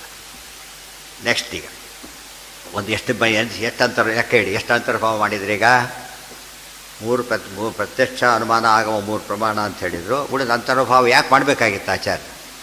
ಅಷ್ಟು ಹೇಳಿಬಿಟ್ರೆ ಮುಂದೋಗ್ತಿತ್ತಲ್ಲ, ಯಾಕೆ ಮಾಡಿದರು? ಅಲ್ಲ, ಯಾಕೆ ಮಾಡಬೇಕಾಗಿತ್ತು? ಪ್ರತ್ಯಕ್ಷ ಅನುಮಾನ ಆಗಮ ಅನುಪ್ರಮಾಣ 3 ವಿಧ ಮುಗಿಸ್ಬಿಡ್ಬೋದಾಗಿತ್ತು. ಯಾಕೆ ಮುಗಿಸ್ಲಿಲ್ಲ? ಬೇರೆಯವ್ರು ಹೇಳಿದ್ದಾರೆ ಅವ್ರೀಗ, ಆಚಾರ್ಯ ಬಿಟ್ಟುಬಿಟ್ರು ಅಂತ ಶಿಷ್ಯರು ಅನ್ಕೋಬಾರ್ದು. ಅವರು ಕೂಡ ನೋಡಿದರೆ ನಾವು ಹೇಳಿದ್ದನ್ನು ಹೇಳೇ ಇಲ್ಲ ಅವರು ಅಂತೇಳಿ. ಅದಕ್ಕೇನು ಹೇಳಿದ್ರು? ಅವ್ರು ತಪ್ಪು ಹೇಳಿದ್ದಾರೆ, ಈ ರೀತಿ ಮಾಡಬೇಕು ಅಂತ ಹೇಳಿದ್ರಿಂದ ಬುಡಕಡೆ ಎಲ್ಲೇ ಪ್ರಸಂಗ ಬಂದರೂ ಕೂಡ ಇನ್ನೊಂದನ್ನು ಹೇಳದೆ ಹೋದರೆ ಇದಕ್ಕೆ ಕಾರಣ ಅಂತ ತಿಳ್ಕೊಬೇಕು. ಸರಿಯಲ್ಲ, ಆದ್ದರಿಂದ ಹೇಳಿಲ್ಲ. ಆತ್ಮ ಅನ್ಯೋನ್ಯ. ನೆಕ್ಸ್ಟ್ ಪಾಯಿಂಟ್ ಈಗ ಆತ್ಮ ಅನ್ಯೋನ್ಯಾಶ್ರಯ, ಚಕ್ರಕ, ಅನವಸ್ಥಾ, ಆಮೇಲೆ ಕಲ್ಪನಾ ಗೌರವ, ಶ್ರುತ ದೃಷ್ಟ ಹಾನಾದಯ ದೂಷಣಾನುಮಾ. ಇದಿಷ್ಟು ಇನ್ನೊಂದು. ಆತ್ಮ ಅನ್ಯೋನ್ಯ ಅಂದರು, ಆತ್ಮಾಶ್ರಯ, ಅದು ಪೂರ್ತಿ ಹೆಸರೇನು? ಆತ್ಮಾಶ್ರಯ. ಆಮೇಲೆ ಯಾವುದು? ಅನ್ಯೋನ್ಯಾಶ್ರಯ. ಆಮೇಲೆ ಚಕ್ರಕ, ಚಕ್ರಕಾಶ್ರಯ. ಆಮೇಲೆ ಅನವಸ್ಥಾ. ಇದೆಲ್ಲ ಉಪಯೋಗಿಸಿದ್ದಾರೆ. ಯಾವುದ್ರಲ್ಲಿ ಬಂದಿದ್ದು ಹೆಚ್ಚಾಗಿದ್ದು ಬಂದಿದ್ದು ಯಾವ ಪ್ರಕರಣದಲ್ಲಿ ಹಿಂದೆ ಕೇಳಿದ್ರಲ್ಲಿ? ಉಪಾಧಿ ಖಂಡದಲ್ಲಿ ಹೇಳ್ತಾರೆ. ಆತ್ಮಾಶ್ರಯ, ಅನ್ಯೋನ್ಯಾಶ್ರಯ, ಚಕ್ರಕಾಶ್ರಯ, ಅನವಸ್ಥಾ 4 ಉಪಯೋಗಿಸಿದ್ದಾರೆ. ಆದ್ದರಿಂದ ಇದಕ್ಕೆ ಅರ್ಥ ಆಗಿಬಿಟ್ಟು ಪ್ರಮಾಣ. ಈಗ ಅದು ಮುಂದೆ ಓದಬೇಕು. ಇದನ್ನು ಓದಿ ಉಪಾಧಿ ಖಂಡ ಮತ್ತೆ ಹೇಳಿಬಿಟ್ರೆ ಏನಾಗುತ್ತೆ? ಇದನ್ನೆಲ್ಲ ಹೇಳ್ತಾ ಕೊಡಬೇಕು. ಮತ್ತೆ ಇದು ಗೊತ್ತಾಗ್ಬಿಟ್ಟಿದ್ರೆ ಟಕ್ಕಂತ ಅರ್ಥ ಆಗಿಬಿಡುತ್ತೆ. ಎಲ್ಲ ಹೇಳ್ತಾ ಕೊಡೋದ್ರಲ್ಲಿ ಅರ್ಥ ಆಗಿ ಒಂದು ವಿಷಯ ನಿಮ್ಗೆ ಅರ್ಥ ಆಗ್ತದೆ. ಮನೆ ಫಸ್ಟೇ ಮನೆಯಿಂದ ಎಲ್ಲ ಡಿಫೈನ್ ಮಾಡಬೇಕು ಅಂತ. ಇದು ಮನೆ ಅಂದರೆ ತಕ್ಷಣ ಅರ್ಥ ಆಗಿಬಿಡುತ್ತೆ. ಇದು ಗೋ ಅಂದರೆ ತಕ್ಷಣ ತಿಳಿಯುತ್ತೆ.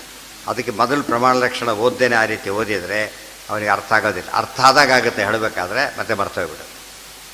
ಅದು ಹೇಳಬೇಕಾದ್ರೆ ಕಷ್ಟಪಟ್ಟೆ ಹೇಳಬೇಕು, ಕಷ್ಟಪಟ್ಟೆ ಅರ್ಥ ಮಾಡ್ಕೊತಾನೆ. ಇಷ್ಟಾಗಿ ಅದು ಉಳಿಯೋದಿಲ್ಲ. ಇದು ಸುಲಭ, ಹೇಳೋದು ಸುಲಭ, ಕೇಳೋದು ಸುಲಭ, ಉಳಿಯೋದು ಸುಲಭ. ಆತ್ಮಾಶ್ರಯ, ಅನ್ಯೋನ್ಯಾಶ್ರಯ, ಚಕ್ರಕಾಶ್ರಯ, ಅನವಸ್ಥಾ 4 ಆಯಿತು. ಆಮೇಲೆ ಕಲ್ಪನಾ ಗೌರವ. ನೆಕ್ಸ್ಟ್ ಕಲ್ಪನಾ ಗೌರವ ಅಂತಿದೆ. ಕಲ್ಪನಾ ಗೌರವ ಅಂದ್ರೇನು? ಅಗತ್ಯಕ್ಕಿಂತ ಜಾಸ್ತಿ ಹೇಳೋದು, ಅಗತ್ಯಕ್ಕಿಂತ ಕಲ್ಪನೆ ಜಾಸ್ತಿ ಮಾಡೋದು. ಅದು ಬಂತು ಎಲ್ಲಿ? ಅದು ಜಾಸ್ತಿ ಹೇಳಿದ್ದು ಎಲ್ಲಿ ಗೊತ್ತಾ? ತತ್ವ ನಿರ್ಣಯದೊಳಗೆ ಹೇಳ್ತಾರೆ. ತತ್ವ ನಿರ್ಣಯದೊಳಗೆ ಕಲ್ಪನಾ ಗೌರವ ಬಂದರೆ ಅಶ್ಯೂಮ್ ಮಾಡ್ಕೊತ ಹೋಗೋದು. ಮೂರನೇ ಅನುಮಾನ ಮಾಡ್ತಾ ಹೋದಂತೂ ಏನಾಗುತ್ತೆ? ಅಲ್ಲಿಗೆ ಮಿನಿಮೈಸ್ ಮಾಡಬೇಕು. ಯಾವಾಗಲೂ ಏನು ಮಾಡಬಾರ್ದು? ಹೆಚ್ಚು ಮಾಡೋದಕ್ಕೆ ಹೋಗಬಾರ್ದು. ಮಿನಿಮೈಸ್ ಮಾಡಿದಷ್ಟು ಕೂಡ ಸರಿ ಇರುತ್ತೆ. ಜಾಸ್ತಿ ಮಾಡಿ ಕಲ್ಪನೆಗಳಲ್ಲಿ ಕಲ್ಪನೆನೇ ಮಾಡಬಾರ್ದು. ಫಸ್ಟು ಕಲ್ಪನೆನೇ ಮಾಡಬಾರ್ದು. ಕಲ್ಪನೆ ಮಾಡೋದು ಅನಿವಾರ್ಯವಾಗಿ ಬಿಟ್ಟಿದೆ. ಅವಾಗೇನು ಮಾಡಬೇಕಾಗ? ಮಿನಿಮೈಸ್ ಮಾಡಬೇಕಲ್ಲ. ಅರ್ಥ ಆಯ್ತಾ? ಕಲ್ಪನಾ ಅಂಬೋದೇ ಮೊದಲನೇ ದೋಷ. ಅದು ಬರೀ ಇಮ್ಯಾಜಿನೇಷನ್ ಆಯ್ತದೆ. ಅದು ಅನಿವಾರ್ಯವೇ ಮಾಡಬೇಕಾಯ್ತು ಪ್ರಸಂಗ ಅವನಿಗೀಗ. ಅವಾಗೇನು ಮಾಡಬೇಕಾಯ್ತಾಗ? ಮಿನಿಮಮ್ ಮಾಡಬೇಕು. ಆದಷ್ಟು ಹೆಚ್ಚು ಮಾಡೋದಕ್ಕೆ ಹೋಗಬೇಡಿ. ಮುಂದೆ ಬರುತ್ತೆ ಅದು. ಯಾವುದು? ಅಲ್ಲ ನಿಗ್ರಹ ಸ್ಥಾನದಲ್ಲಿ ಬರೋದಿಲ್ಲ. ದೋಷ ಅದು. ಇದ್ರ ದೋಷ ಅಧಿಕ ಅಧಿಕ ನ್ಯೂನ ಬರುತ್ತಲ್ಲ ಅಂದರೆ ಅಧಿಕ ಈ ಟೈಪ್ ಹೆಚ್ಚು ಕಡಿಮೆ ಹೆಚ್ಚಳು ಎಷ್ಟು ಬಲ ಯಾತಕ್ಕೆ ಪರ್ವತದಲ್ಲಿ ಅಗ್ನಿ ಇದೆ, ಯಾಕೆ ಧೂಮ ಇದೆ ಸಾಕು. ಮರಗಳಿದೆ ಗಿಡಗಳಿದೆ ಅವೆಲ್ಲ ಬೇಕಾಗಿಲ್ಲ. ಯಾತಕ್ಕೆ ಅಗ್ನಿ ಇರ್ಲಿಕ್ಕೆ ವ್ಯಾಪ್ತಿ ಇರೋದು ಯಾವುದಕ್ಕೆ? ಧೂಮ ನೋಡಿ ಕಂಡಿದ್ದು ಧೂಮ, ಧೂಮಿಗೆ ಸಂಬಂಧಪಟ್ಟಂತೆ ಇರೋದು ಯಾವುದು ಅಷ್ಟೇ. ಉಳಿದೆಲ್ಲ ಏನದು ಅವೆಲ್ಲ ಇರ್ಬೋದು ನಿಜ, ಬಟ್ ಹೇಳೋದು ಅನ್ನೆಸರಿ ಅದು ಹೇಳಬೇಕಾಗಿಲ್ಲ, ಹೇಳಿದರೆ ತಪ್ಪೇ ಅದು. ಆಯಿತಾ? ಕೆಲವು ಇನ್ನೂ ಕ್ಲಿಯರಾಗಿ ಹೇಳ್ತಾರೆ, ತತ್ವನಿರ್ಣಯ ಬಂದ ಕ್ಲಿಯರಾಗಿ ಹೇಳ್ತಾರೆ, ಅದಕ್ಕಿಂತ ಹೆಚ್ಚು ಹೇಳೋದಕ್ಕೆ ಹೋಗಬಾರ್ದು, ಮಿನಿಮಮ್ ಕಲ್ಪನೆ ಇರಬೇಕು, ಹೆಚ್ಚಿರ್ಕೊಡ್ದು. ಲಾಘವ ಅಂದರೆ ಗುಣ ಅದು, ಕಲ್ಪನಾ ಲಾಘವ ಅಂಬೋದು ಗುಣ, ಕಲ್ಪನಾ ಗೌರವ ಅಂಬೋದು ದೋಷ. ಅದಕ್ಕಲ್ಲಿ ಏನು ಹೇಳಿದರು? ಕಲ್ಪನಾ ಗೌರವ ಅಂದರು. ಕಲ್ಪನಾ ಲಾಘವ ಗುಣ, ದೋಷ ಅಲ್ಲ. ನಾ ಹೇಳ್ತಿರೋದೇನೀಗ ದೋಷಗಳು ಹೇಳಕ್ಕೆ ಕೊಟ್ಟಿದ್ದ. ಇವಿಷ್ಟು ದೋಷಗಳೇ, ಆತ್ಮಾಶ್ರಯ, ಅನ್ಯೋನ್ಯ ಚಕ್ರ, ಅನವಸ್ಥಾ, ಇವೆಲ್ಲ ದೋಷಗಳೇ. ಅದಿಷ್ಟು ಕೂಡ ಹೇಳ್ತಾನೆ ದೋಷ. ಇದೆಲ್ಲ ಒಂದರಲ್ಲಿ ಆ್ಯಕ್ಚುಲಿ ದೋಷಗಳು ಹೌದಿದು, ಪ್ರತ್ಯೇಕ ಹೇಳಬೇಕಾಗಿಲ್ಲ. ಯಾವುದ್ರಲ್ಲಿ ಸೇರುತ್ತೆ ಇದು? ದೂಷಣಾನುಮಾನ ಅಂತ ಹೇಳಿಬಿಟ್ರೆ ಇದಿಷ್ಟು ಬಂದೋಗುತ್ತೆ ಅಂತ. ದೂಷಣಾನುಮಾನ ಅಂದ್ರೇನು? ತಪ್ಪಾಗಿರೋ ಅನುಮಾನ ಅಂತ. ಅನುಮಾನ ತಪ್ಪಾಗಿರೋ ಅನುಮಾನ. ದೃಷ್ಟಹಾನಾದಯೋ ದೂಷಣಾನುಮಾಹ, ಅದಿಷ್ಟು ದೂಷಣಾನುಮಾನ ಸೇರುತ್ತಾ ಇವೆ. ದೃಷ್ಟಹಾನ ಅಂದ್ರೇನು? ಖಂಡಿತಕ್ಕೆ ವಿರುದ್ಧ ಹೇಳ್ತಾ ಇದ್ದ ನಾನು. ಖಂಡಿತಕ್ಕೆ ವಿರುದ್ಧ ಹೇಳ್ತಾ ಇತ್ತು ಅಂದರೆ ಖಂಡಿದ್ದೇ ಒಂದು ಹೇಳೋದೇ ಒಂದು. ನೋಡಿದ್ಯಾ ಆ ಗಿಡ ಏನಾಗಿರೋ ಕುಂಬಳಕಾಯಿ ಆಗಿರಬೇಕು. ಯಾತಕ್ಕೆ? ಎಷ್ಟು ಚಿಕ್ಕದಿದೆ ನೋಡು, ಚಿಕ್ಕದಿರುತ್ತೆ ಕುಂಬಳಕಾಯಿ. ಏನಿರಬೇಕು? ಅದು ದೊಡ್ಡದಿರಬೇಕು. ಅಲ್ಲಿ ಕಾಣ್ತಿರೋದು ದೊಡ್ಡ ತೆಂಗಿನ ಮರ, ಬಹುಶಃ ಕುಂಬಳಕಾಯಿ ಇರ್ಬೋದು ಅಂತ ಕೇಳಿದರೆ ಇರೋ ಚಾನ್ಸಸ್ಸೇ ಇಲ್ಲ. ಇನ್ನು ದೃಷ್ಟಹಾನ, ಕಂಡಿದ್ದನ್ನು ಒಪ್ಕೊಳ್ಳದೆ ಹೋಗೋದು, ಕಾಣದೇ ಇದ್ದನ್ನು ಒಪ್ಕೊಳ್ಳೋಕೆ ಹೋಗೋದು. ಮತ್ತೆ ಕಂಡಿದ್ದು ಬಿಟ್ಬಿಟ್ಟ, ಕಂಡ ಜಗತ್ತನ್ನೇ ಸುಳ್ಳು ಅಂತ ಹೇಳ್ತಾರಲ್ಲ, ಕಂಡಿದ್ದು ಬಿಟ್ಬಿಟ್ಟ. ಇನ್ನು ಕಾಣದೆ ದೇವರು ಸುಳ್ಳು, ಅದು ಇನ್ನೊಂದು ಗುಂಪಿದೆ. ಕಂಡರೂ ಕಾಣದೆ ಹೋದರೂ ಕೂಡ ಪ್ರಮಾಣ ಇದ್ಮೇಲೆ ಏನು ಮಾಡಬೇಕಾದ್ರೆ ಒಪ್ಪಬೇಕು. ಪ್ರಮಾಣ ಇಲ್ಲದೆ ಹೋದರೆ ಒಪ್ಪಬಾರ್ದು ಅಷ್ಟೇ ಹೊರತು ಏನು ಕಾರಣ ಆಗಬಾರ್ದು. ದೃಷ್ಟಾದೃಷ್ಟ ಮುಖ್ಯ ಅಲ್ಲ, ಪ್ರಮಾಣ ಇದೆಯೋ ಇಲ್ಲೋ ಮುಖ್ಯ. ಅದು ದುಷ್ಟವಾದ್ದನ್ನು ಅಲಗಡಿಯೋದು ಒಂದು ದೋಷ, ಕಂಡಿಲ್ಲದನ್ನು ವಿನಾಕಾರಣ ಇದೆ ಎಂಬುದು ದೋಷ. ದೇವರು ಕಂಡಿಲ್ಲ ಇಲ್ಲ ಅಂತಾನೆ, ದೆವ್ವ ಕಂಡಿಲ್ಲ ಇದೆ ಅಂತ ಹೆದರ್ತಾನೆ. ಆಶ್ಚರ್ಯ. ದೆವ್ವ ಅಂದರೆ ಹೆದರ್ತಿರೋದು ಭಾರಿ ಕಡಿಮೆ, ಹೊತ್ತಾನೆ. ದೆವ್ವಗೆ ಶಾಂತಿ ಬಳಸೇ ಬಿಡ್ತಾರೆ, ಬಿಡೋದೇ ಯಾರು ಮಾಡಿಬಿಡು. ದೆವ್ವ ಇದೆ ಮನೆಯಲ್ಲಿ ಅಂತ ಹೇಳಿಬಿಟ್ರೆ ಎಂಥ ಪರಮ ಸೈಂಟಿಸ್ಟು ಕೂಡ ಏನು ಮಾಡ್ತಾನೆ, ಯಾಕೆ ಇದ್ರೂ ಇರಲಿ, ಹೋಗಲಿ ಅಂತ, ಹೋದ್ರೆ ₹100 ಹೋದ್ರೆ ಹೋಗಲಿ ಅಂತ ಹೇಳ್ಬಿಡ್ತಾನೆ. ದೇವ್ರ ಬಗ್ಗೆ ಒಪ್ಪೋದು ಕಡಿಮೆ. ಯಾಕೆ? ದೇವರಿಂದ ಏನಿದೆ ನಮಗೆ? ಅಪಾಯ ಇದೆ, ದೇವರಿಂದ ಅಪಾಯ ಇಲ್ಲ. ದೇವ್ರ ಕಲ್ಯಾಣ ಗುಣಪೂರ್ಣನಾದ್ದರಿಂದ ಯೋಚನೆ ಇಲ್ಲ ಅಂತ ಹೇಳೋರಿಗೆ. ಆದರೆ ಕಾಣದೇ ಇರೋದರಲ್ಲಿ ಎರಡು, ದೃಷ್ಟಹಾನ, ಅದೃಷ್ಟ ಕಲ್ಪನ. ಅದಕ್ಕೆ ಆದಿ ಶಬ್ದ ಹೇಳಿಬಿಟ್ರೆ ಹೇಳಲಿಲ್ಲ ಅದರ ಆಚಾರ್ಯ. ಇತ್ತು ಬೇಕಾಷ್ಟಿರ್ಬೋದು, ಎಲ್ಲ ಎಲ್ಲಿ ಸೇರಿಸ್ಬೇಕಾದ್ರೆ ದೂಷಣಾನುಮ ಅದ್ರಲ್ಲಿ ಸೇರಿಸ್ಬೇಕೆ ಹೊರತು ಬೇರೆ ಮಾಡಬೇಕಾಗಿಲ್ಲ. ಇದೆಲ್ಲ ಆಚಾರ್ಯ ತಾವೇ ಶಿಷ್ಯರಿಗೆ ಹೇಳಬೇಕಾದ್ರೆ, ಶಿಷ್ಯರೆಲ್ಲ ಭಾರಿ ಜಾಣರವರೆಲ್ಲ, ಸಾಮಾನ್ಯರು ಬರಲಿಕ್ಕೆ ಸಾಧ್ಯ ಇಲ್ಲ. ಇಷ್ಟು ಅವರೆಲ್ಲ ಸಂಶಯ ಟಕ ಎಲ್ಲ ಪರಿಚಯ. ಒಂದು ಗ್ರಂಥ ಮುಗಿಯೋ ಹೊತ್ತಿಗೆ ಪ್ರಮಾಣದ ಕಾನ್ಸೆಪ್ಟ್ ಎಲ್ಲ ಕ್ಲಿಯರ್ ಮಾಡಿಬಿಟ್ರು ಆಚಾರ್ಯ. ಅದರ ಇಂಪ್ಯಾಕ್ಟ್ ಮುಂದಿನ ಕಾಲಕ್ಕೆ ನೀವೆಲ್ಲ ಬೇಕಾಯ್ತು. ಆಮೇಲೆ ಟೀಕಾ ಅವೆಲ್ಲ ಹೊಸ ಗ್ರಂಥಗಳು ಬೇಕಾಗಿದ್ದೆ. ಅದಕ್ಕೆ ಆ ಲೆವೆಲ್ ಕಡಿಮೆ ಆದಾಗ ಎಲ್ಲ ಹೇಳಬೇಕಾಗುತ್ತೆ. ನೆಕ್ಸ್ಟ್ ಈಗ ನೀವು ಕೇಳಿದ್ದು ಬಂತು ನೋಡಿ, ಉಪಕ್ರಮ, ಉಪಸಂಹಾರ, ಆಮೇಲೆ ಎಲ್ಲೈತದ ತದೈಕ ರೂಪ್ಯ, ಅಭ್ಯಾಸ, ಅಪೂರ್ವತ, ಫಲ, ಅರ್ಥವಾದಾಶ್ಚ ಉಪಪತ್ತಿ ವಿಶೇಷಾಃ. ಉಪಪತ್ತಿ ವಿಶೇಷಾಃ ಯಾವುದ್ರಲ್ಲಿ ಸೇರುತ್ತೀವೆಲ್ಲ ಕೂಡ? ತಾತ್ಪರ್ಯ ಎಲ್ಲಿಗೆ ಹೋಗ್ಬೇಕಾದ್ರೆ ಹೆಸರೇ ಅದು ತಾತ್ಪರ್ಯ ನಿರ್ಣಾಯಕ. ಲಿಂಗ ಎಂಬ ಹೆಸರೇ ಏನು ಹೇಳುತ್ತೆ? ಲಿಂಗ ಅಂದರೆ ಏನು? ಹೇತು ಅಂತ ಅದೇ ಅನುಮಾನ. ಅದು ಹೆಸರೇ ತಾತ್ಪರ್ಯ ನಿರ್ಣಾಯಕ ಲಿಂಗಗಳು ಅಂತ ಕರೆದ ಮೇಲೆ ಯಾವುದ್ರಲ್ಲಿ ಸೇರುತ್ತೆ ಅಂತ ಕೇಳೋ ಕಾರಣ ಇಲ್ಲ. ಯುಕ್ತಿ ಅದು, ಗೊತ್ತಾಯ್ತಾ? ಸದ್ವಿಧ ತಾತ್ಪರ್ಯ ನಿರ್ಣಾಯಕ ಲಿಂಗಗಳು ಅದು ಹೇಳ್ತಾರೆ. ಹೇಳಿದರು ಉಪಪತ್ತಿ ಅಂದರೂ ಒಂದೇ, ಲಿಂಗ ಅಂದರೂ ಒಂದೇ, ವ್ಯಾಪ್ಯ ಅಂದರೂ ಒಂದೇ, ಹೇತು ಅಂದರೂ ಒಂದೇ. ಇವಿಷ್ಟು ಏನು ಅನುಮಾನದ ಸಿನಾನಿಯಮ್ಸ್ ಅವಿಷ್ಟು ಕೂಡ. ಆದ್ದರಿಂದ ಲಿಂಗ ಅಂಬೋದು ಹಾಗೇನೇ ಇರೋದು. ಬ್ರಹ್ಮಸೂತ್ರ ಪೂರ್ತಿ ಇರೋದೇನಂತ? ಬರೀ ಮಾತೆತ್ತಿದ್ರೆ ಲಿಂಗ ಅಂತ ಹೇಳಿದ್ರು ಪ್ರತಿಯೊಂದರು. ಈ ಲಿಂಗ ತಲ್ಲಿಂಗ, ಸೂತ್ರದಲ್ಲೇ ತಲ್ಲಿಂಗ ಅಂತದ್ದು ಅಂದ್ಬಿಡಿ. ಸರ್ವತ್ರ ವ್ಯಾಪ್ತನಾಗಿರತಕ್ಕಂಥವನು. ಇದನ್ನು ನೀವು ಅದಿತಿ ಇದೆ, ಅದಿತಿ ಎಂಬಳು ಒಬ್ಬರಿದ್ದ. ಅದಿತಿ ಅಂತ ಪದಾರ್ಥ ಒಬ್ಬ ವ್ಯಕ್ತಿ ಇದ್ದಾಳೆ, ಎಲ್ಲವನ್ನೂ ತಿಂದಾಕ್ತಾಳೆ ಅಂತ ಕೇಳಿದರೆ ಸಾಧ್ಯ ಇಲ್ಲ. ಏನದು? ಎಲ್ಲ ತಿನ್ನುವಿಕೆ ಅನ್ನೋದು ಮಾಡಲಿಕ್ಕೆ ಯಾರಿಗೆ ಸಾಧ್ಯ ಇದೆ? ಅತ್ತ ಚರಾಚರ ಗ್ರಹಣ, ಚರಾಚರ ಎಲ್ಲವನ್ನೂ ತಿನ್ನಬೇಕಾದ್ರೆ ಅದಿತಿ ಸಾಧ್ಯ ಇಲ್ಲ. ಯಾರು ತಿನ್ನಬೇಕಾದ್ರೆ ಅದಿತಿ ಶಬ್ದ ವಾಚ್ಯತ್ವ ಯಾರಿಗಿದೆ ಅಲ್ಲಿ? ದೇವರಿಗೆ. ಇದು ಲಿಂಗ. ಇದು ಎಲ್ಲ ಬರೀ ಬ್ರಹ್ಮಸೂತ್ರ ಪ್ರತಿಯೊಂದು ಕೂಡ ಎಲ್ಲಿ ಎಂಡಾಗಬೇಕದು ನ್ಯಾಯ. ಅದಕ್ಕೆ ಹೇತು ನ್ಯಾಯ ಅಂದ್ರೆ ಒಂದೇ, ಮತ್ತೆ ನ್ಯಾಯ ಅಂದ್ರೆ ಅನುಮಾನನೇ. ಇಷ್ಟೆಲ್ಲ ಸಿನಾನಿಯಮ್ಸ್ ಅವಿಷ್ಟು ಕೂಡ. ಆ ಸಮಯದಲ್ಲಿ ಉಪಕ್ರಮೋಪಕ್ರಮಾದಿಗಳೆಲ್ಲ ಲಿಂಗ ಅಂತ ಹೆಸರೇ ಇದ್ದ ಮೇಲೆ ನೀವು ಶುರು ಮಾಡೋಕ್ಕೆ ಹೋಗಬೇಡಿ. ಅವಕ್ಕೆ ಅರ್ಥ ಏನದಕ್ಕೆ? ಉಪಕ್ರಮ, ಉಪಸಂಹಾರ, ಏನು ಅರ್ಥ ಅದಕ್ಕೆ ನೋಡಿ. ವಿಷ್ಣು ಸಹಸ್ರನಾಮ ವಿಷ್ಣುವನ್ನೇ ಹೇಳುತ್ತೆ ಹೊರತು ಬೇರೆಯವನ್ನು ಹೇಳೋದಿಲ್ಲ. ಯಾತಕ್ಕೆ? ವಿಶ್ವವಿಷ್ಣು ನೋಡಿ ಶುರುವೇನಂತ ಆಗುತ್ತಲ್ಲಿ. ವಿಶ್ವವಿಷ್ಣು ಅಂದರೆ ಶುರುವಾಗೋದು. ಅದು ಏನಿರಬೇಕಲ್ಲಿ? ಈಗ ಮಹಾಭಾರತ ನಾರಾಯಣ ಪರವಾದ ಗ್ರಂಥ, ಅದು ಬೇರೆ ದೇವತೆಗಳ ಚಾನ್ಸಸ್ಸೇ ಇಲ್ಲ. ಮೊದಲನೇ ಶ್ಲೋಕ ಏನಿದೆ? ನಾರಾಯಣಂ ಸುರಗುರುಂ ಜಗತ್. ಪೇಟಿಂಗ್ ಅದು ಟೆಕ್ಸ್ಟ್ ಬುಕ್ ಆಫ್ ಕೆಮಿಸ್ಟ್ರಿ ಅಂತ ಬರೆದಾಗ ಅಲ್ಲಿ ಮ್ಯಾಥಮೆಟಿಕ್ಸ್ ಇರೋ ಚಾನ್ಸ್ ಇಲ್ಲ. ಟೆಕ್ಸ್ಟ್ ಅದು ಹೆಸರೇ ಹೇಳ್ತಾ ಇದೆ ಏನಂತ. ಮಧ್ಯೆ ಕೆಮಿಸ್ಟ್ರಿ ಬಂದಿರೋದು ಅದೇ ಪ್ರಾಸಂಗಿಕ ಬಂದಿರಬಹುದು. ಇಷ್ಟಾರು ಕೂಡ ಮೇನ್ಲಿ ಏನದು? ಅದೇ ಉಪಕ್ರಮ. ಆಮೇಲೆ ಉಪಸಂಹಾರ ಒಂದು ಪುಸ್ತಕ ಇರುತ್ತೆ, ಅದೇನೋ ಗಲಾಟೆ ಇದೆ, ಇದೋ ಅಲ್ಲೋ ಅದೋ ಇದೋ ಅಂತ ಹೇಳಿಬಿಟ್ಟು ಕೊನೆಯೇ ಕನ್ಕ್ಲೂಷನ್ ಒಂದು ಪ್ಯಾರಾ ಓದಿಬಿಡ್ತಾರೆ ಅಷ್ಟೇ. ಪ್ಯಾರಾದಲ್ಲಿ ಏನಿರುತ್ತೆ ಅದರಲ್ಲಿ? ಕನ್ಕ್ಲೂಷನ್. ಇಡೀ ಪುಸ್ತಕ ಸಾರಾಂಶ ಇರುತ್ತೆ. ಅದು ಉಪಸಂಹಾರ. ಉಪಕ್ರಮ ಅಂದರೆ ಬಿಗಿನಿಂಗ್, ಉಪಸಂಹಾರ ಅಂದರೆ ಕನ್ಕ್ಲೂಷನ್. ಅದೊಂದು ಲಿಂಗ, ಇದೊಂದು ಲಿಂಗ. ಅದಕ್ಕೆ ಲೆಟ್ರ್ ನೋಡ್ತಾರಲ್ಲ, ಯಾರೋ ಬಂದಿರ್ತಾರೆ, ಲೆಟ್ರ್ ಬರುತ್ತೆ, ಏನಂತೆ ಅಂತ ಕೇಳ್ತಾರೆ. ಇಷ್ಟು ದೊಡ್ಡ ಲೆಟ್ರ್ ಇದೆ, ಏನಂತ ಹೇಳ್ತಾರೆ? ಇಮಿಡಿಯೇಟಾಗಿ ಅದು ಇಷ್ಟು ಯಾರೋ ಓದ್ತಾ ಕೊಡೋದಿಲ್ಲ, ಮತ್ತೇನು ಹೇಳಿಬಿಡ್ತಾರೆ? ಅಲ್ಲ, ಹೇಳಬೇಕಾದ್ರೆ ಹೇಳ್ತಾರೋ ಹೇಳಬೇಕಾದ್ರೆ ಸಾರಾಂಶ ಹೇಳಬೇಕಾದ್ರೆ ಏನು ಎಂಟೈರ್ ಜಸ್ಟ್ ಇಷ್ಟೇ, ನಾವು ತೊಗೊಂಡು ದುಡ್ಡು ವಾಪಸ್ ಕೊಡಬೇಕಂತೆ ಅಷ್ಟೇ. ಕೊಟ್ಟಿದ್ರಲ್ಲ ವಾಪಸ್, ಯಾವುದಂತೆ ಮೇನ್ ಪಾಯಿಂಟ್. ಅಥವಾ ಮದುವೆ ಅಂತ ಹೋಗ್ಬೇಕಂತೆ, ಯಾವುದೋ ಪ್ರೋಗ್ರಾಮ್ ಇತ್ತಂತೆ ಕ್ಯಾನ್ಸಲ್ ಆಯ್ತಂತೆ, ಉಳಿದಲ್ಲಿ ಕ್ಷೇಮ ಗೀಮ ಅವೆಲ್ಲ ಡೇಟ್ ಗಿಟ್ಟು ಅದು ಹೇಳೋಕ್ಕೆ ಹೋಗೋದಿಲ್ಲ. ಏನು ಕಂಟೆಂಟ್ ಹೇಳ್ತಾರೆ, ತಾತ್ಪರ್ಯ ಅದು ಅದೆಲ್ಲ ಗೊತ್ತಾವೆ. ಇವೆಲ್ಲ ಇರಬೇಕೀಗ. ಹೌ ವಿ ಸ್ಟಾರ್ಟ್ಸ್ ಲೆಟ್ರ್ ಮಾಡೋಕ್ಕೆ ಏನೋ ಶುರು ಮಾಡಿದ್ದಾನೆ, ಗೌರವದಿಂದ ಬರೆದ್ರೆ ಗಲಾಟೆ ಏನೂ ಇಲ್ಲ ಅಂತ ಅರ್ಥ. ಏನು ಪದ ಚೇಂಜ್ ಮಾಡಿಬಿಟ್ಟಿದ್ರೆ ಬೈಲಕ್ಕೆ ಕೊಟ್ಟಿದ್ದಾರೆ ಮುಂದೆ ಅಂತ ಅರ್ಥ. ಉಪಕ್ರಮದಲ್ಲೇ ಗೊತ್ತಾಗುತ್ತೆ, ಉಪಸಂಹಾರದಲ್ಲಿ ಗೊತ್ತಾಗುತ್ತೆ. ಮತ್ತು ಯಾವುದು ಭಾಳ ಇಂಪಾರ್ಟೆಂಟ್ ಇರುತ್ತಲ್ಲ, ಕೊನೆಗೆ ಏನು ಮಾಡ್ತೀವಿ ಇನ್ನೊಂದು ಸಲ ಬರೀತಾರೆ, ಮರಿಬೇಡಿ ಅದು ವಾಪಸ್ ಕಳಿಸಿದ ತಕ್ಷಣ ಅಂಥೇಳಿ.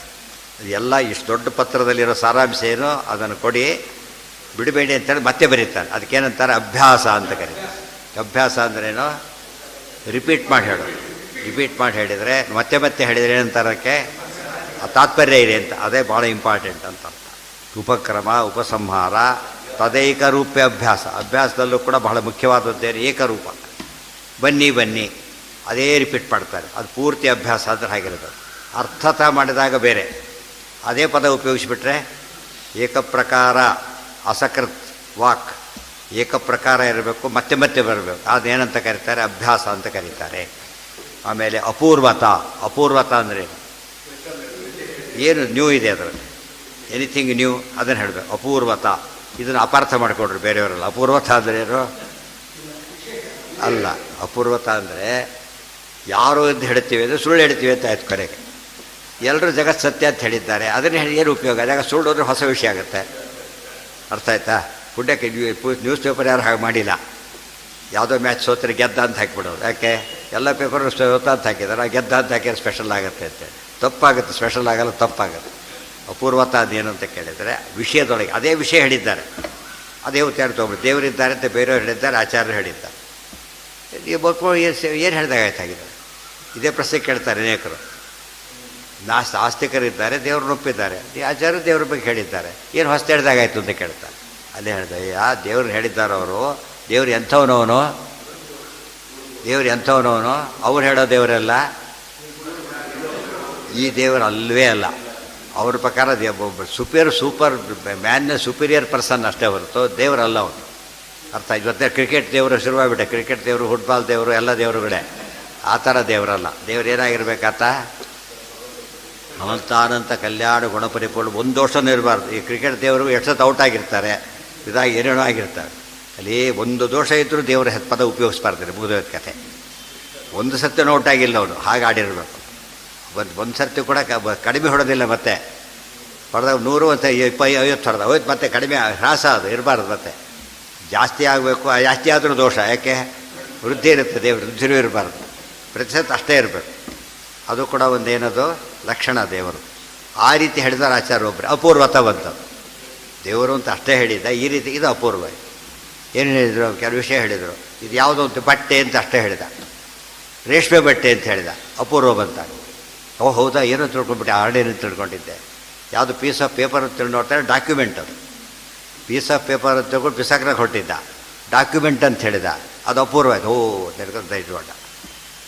ಒಂದೇ ವಿಷಯದಲ್ಲಿ ಅಪೂರ್ವತ ಅಂತ ಹೇಳಿದರೆ ಸ್ಪೆಷಲ್, ಬೇರೆಯವ್ರು ಹೇಳ್ದೇ ಇರೋದಿರ್ಬೇಕು, ಅದು ಸತ್ಯ ಆಗಿರಬೇಕು. ಕೆಲವು ಏನು ತಿಳ್ಕೊಂಡ್ರು ಹೊಸ್ತು ಹೇಳ್ಬಿಡೋದು ಸಾಕು, ಸುಳ್ಳೋಗಿಲ್ಲೋ ಮುಖ್ಯ ಅಲ್ಲ, ಹೊಸ್ತಾಗಿದ್ದರೆ ಸಾಕು ಅಂತೆ. ಅದೇ ವಾದ ಇಟ್ಕೊಂಡು ಜೀವೇಶ್ವರ ಭೇದ ಎಲ್ರಿಗೂ ಗೊತ್ತಿದೆ, ದನಕಾಯನಿಗೂ ಗೊತ್ತಿದೆ, ಅದಕ್ಕೇನು ಹೇಳಬೇಕು? ಅದು ಜೀವೇಶ್ವರ ಅಭೇದ ಹೇಳಿಬಿಟ್ರೆ ಹೊಸ್ತಾಗತ್ತೆ ಅಂತೇಳಿ ತತ್ವದಲ್ಲಿ ಎಲ್ಲ ಖಂಡನೆ ಮಾಡ್ತಾರೆ. ಅಪೂರ್ವ ಅಂತ ಹಾಗೆಲ್ಲ ಹೇಳಬಾರ್ದು, ಇರೋ ವಿಷಯ ಹೊಸ್ತಾಗಿರ್ಬೇಕೆ ಹೊರತು ಸುಳ್ಳು ಹೇಳೋದು, ಆಪೋಸಿಟ್ ಹೇಳೋದೆಲ್ಲ ಅಪೂರ್ವ. ಹಾಗಿದ್ದು ಆಪೋಸಿಟ್ ಹೇಳೋದು ಅಪೂರ್ವ ಆಗಿಬಿಡುತ್ತೆ ಅಷ್ಟೇ. ಅವ್ರು ಬಂದಿದ್ದಾರೆ ಅಂದರೆ ಇಲ್ಲಿ ಬಂದಿಲ್ಲ ಅಂತ ಅಪೂರ್ವ ಅಂತ ಹೇಳೋದಕ್ಕೋಸ್ಕರ. ಬಂದಿದ್ದಾರೆ ಏನಂತ ಬಂದವರು ಇಲ್ಲೇ ಇದ್ದರೆ ಕೊಟ್ಟು ಕಾಡೋದಿಲ್ಲ ಹೀಗೆ ಅಂತ ಹೇಳ್ತಾರೆ. ಅದು ಅಪೂರ್ವ. ಕೆಲವು ಪದಗಳೆಲ್ಲ ದುರುಪಯೋಗ ಮಾಡಿಕೊಂಡು ಹಾಗೆ ಮಾಡಬಾರ್ದು.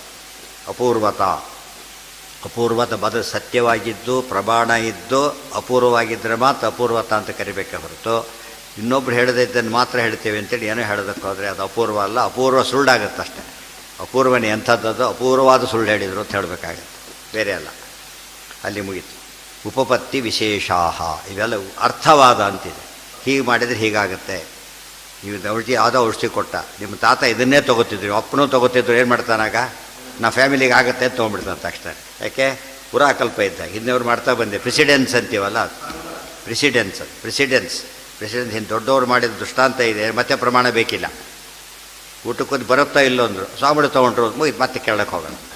ತೊಗೊಂಡು ಮತ್ತೆ ಯಾರೂ ಪ್ರಶ್ನೆ ಮಾಡೋದಿಲ್ಲ. ಇನ್ಯಾರೋ ಆಚಾರ ತೊಗೊಂಡ್ರು, ನಮಗಾಗದಿದ್ದ ಆಚಾರ ಸಿಟ್ಟು ಬಂತು, ಅವರೇ ಬುದ್ಧಿಯಿಲ್ಲ ನಮ್ಮ ಆಚಾರ ತೊಗೊಳೋದಿಲ್ಲ ಶುರು ಮಾಡಿ. ಆ ಪುಣ್ಯಕ್ಕಿದ್ದು ಬಂದಿಲ್ಲ. ಆ ಅರ್ಥದಲ್ಲಿ ಹೈಯೆಸ್ಟ್ ಹೇಳಿದ ಮೇಲೆ ಮತ್ತೆ ಪ್ರೆಸಿಡೆನ್ಸ್ ಅವ್ರು ಯಾತಕ್ಕೆ ಅವ್ರಿಗೆ ಗೊತ್ತಿಲ್ಲದೆ ಮಾಡೋದಿಲ್ಲ. ಅವ್ರು ಎಂಥವ್ರು ಅಂತ ಹೇಳಿದರೆ ಅಲ್ಲಿ ಗೊತ್ತಿಲ್ಲದೆ ಮಾಡೋದು ಚಾನ್ಸೇ ಇಲ್ಲ. ಇದು ಅರ್ಥ ಮಾಡಿಕೊಂಡ್ರೆ ಸರಿ. ದೇವ್ರ ಮೈಮಿಂದ ಮಡಿಲ್ಲ ಅಂತ ಕೇಳಬೇಕು, ದೇವ್ರ ಮೈಮಿಂದ ತೆಗಿತಿರ್ಬೇಕಾದ್ರೆ ಮೈಲಿಗೆ ದೇವ್ರ ಮೈ ಮೇಲೆ ಇರುತ್ತಾ? ಅವರ ಕಾಮನ್ ಸೆನ್ಸ್ ಅದು. ಏನ ಇನ್ನೂ ಇದೆ ಅಪೂರ್ವತ ಫಲ ಅರ್ಥವಾದ ನಾಳೆ ಅದಿಷ್ಟು ಇನ್ನೂ ತುಂಬ ಇದೆ. ಅವಿಷ್ಟು ಫಸ್ಟ್ ಅರ್ಥ ಮಾಡ್ಕೊಂಡ್ಮೇಲೆ ನಮಗೆ ಗೊತ್ತಾಗತ್ತೆ ಏನು ಮಾಡಬೇಕನ್ನ, ಎಲ್ಲಿ ಸೇರಿಸ್ಬೇಕು ಅಂತ. ಹೊತ್ತಾನೆ ಅರ್ಥ ಮಾಡ್ಕೊ ಫಸ್ಟ್. ಅದನ್ನು ಅರ್ಥ ಮಾಡ್ಕೊಂಬಿಟ್ರೆ ಉತ್ತರ ಗೊತ್ತಾಗ. ಇದು ಹೇಳಿಬಿಟ್ಟು ಎಲ್ಲಿ ಸೇರಿಸ್ತಿ ಹೇಳು, ಇಲ್ಲೇನೋ ಬಂದಿದೆ ಅರ್ಥ ಆಗಿಬಿಡುತ್ತೆ. ಬೇರೆ ಪ್ರಸಂಗದ ಹೇಳಿಬಿಟ್ಟು ಎಲ್ಲಿ ಸೇರಿಸ್ಬೇಕು, ಇದನ್ನು ಪ್ರತ್ಯಕ್ಷ ಅನುಮಾನ ಆಗುವಂಥ ಸೇರಿಸ್ಬೇಕೋ ಬೇಡವೋ, ಸೇರಿಸ್ಬೇಕು, ಎಲ್ಲಿ ಸೇರಿಸ್ಬೇಕು. ಇಲ್ಲಿ ಹೆಡ್ಡಿಗೆ ಇರೋದ್ರಿಂದ ಸಮಸ್ಯೆ ಇಲ್ಲ, ಬೇರೆ ಕಡೆ ಆದ ಉಪಯೋಗ ಅರ್ಥ ಆಗಿಬಿಟ್ರೆ ಹೇಳಕ್ಕೆ ಬರುತ್ತೆ. ಅಲ್ಲಿಗೆ ನಾಳೆ ದಿವಸ ಅದ್ರ ಮುಂದಿನ ಭಾಗ. ಹೌದು, ಇದಿಷ್ಟು ಬ್ರಹ್ಮಸೂತ್ರಕ್ಕೆ ಬೇಕೇ ಬೇಕದು. ಇನ್ನು ಓದ್ದೆ ಬ್ರಹ್ಮಸೂತ್ರ ಓದ್ಲಿಕ್ಕೆ ಬರೋದೇ ಇಲ್ಲ. ಅರ್ಥ ಆಯ್ತಾ? ಪೂರ್ತಿ ಅನುಮಾನಕ್ಕೂ ಬ್ರಹ್ಮಸೂತ್ರಕ್ಕೂ ಭಾರಿ ನಂಟಿದೆ. ಎಲ್ಲ ಪ್ರತಿಯೊಂದು ಅನುಮಾನ ಫಾರ್ಮಲ್ಲೇ ಬ್ರಹ್ಮಸೂತ್ರ ಇರೋದು. ಅದ್ರ ಬಗ್ಗೆ ಪರ್ಫೆಕ್ಷನ್ ಬಂದರೆ ಮಾತ್ರ ಬ್ರಹ್ಮಸೂತ್ರ ಸರಿಯಾಗಿ ಅರ್ಥ ಆಗೋದು.